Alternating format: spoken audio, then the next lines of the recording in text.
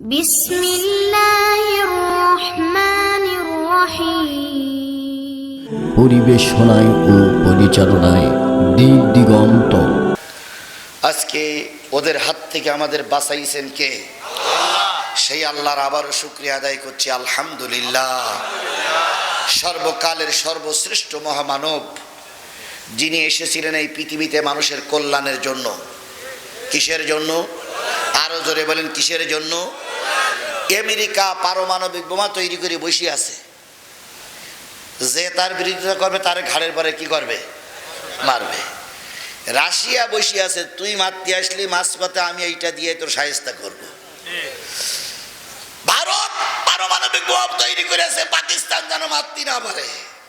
পাকিস্তান বলতেছে আমার দিক তাক করলেই মেরে দেব। তাহলে একজন আর একজন মারার জন্য অবস্থা রেডি হয়ে বসে আছে। আর আমার নবী এসেছিলেন গোটা পৃথিবীর মানবতার কল্যাণের জন্য।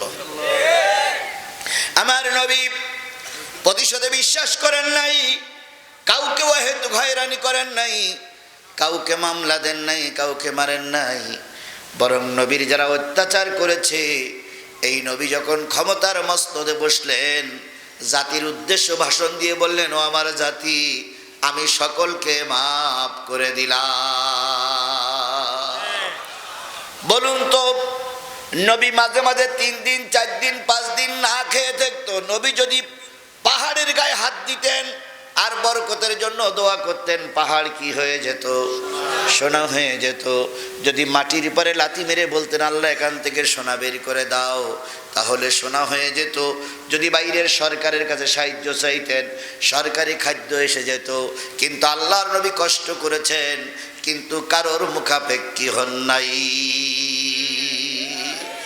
আমার নবী, আপনার নবী দিন কায়েমের জন্য বদরের যুদ্ধ করেছেন। আমার নবী, আপনার নবী দিন কায়েমের জন্য উহুদের যুদ্ধে হেলমেট পরেছেন লোহার, পোশাক পরেছেন লোহার। নবীর মাথার টুপিটা লোহার ছিল, এটা কি আপনারা জানেন? জানেন আপনার নবীর মাথার টুপি ছিল লোহার টুপি, এটা জানেন আপনারা? উহুদের ময়দানে লোহার কড়া ভেঙে, এখানে কড়া ভেঙে গিয়েছিল।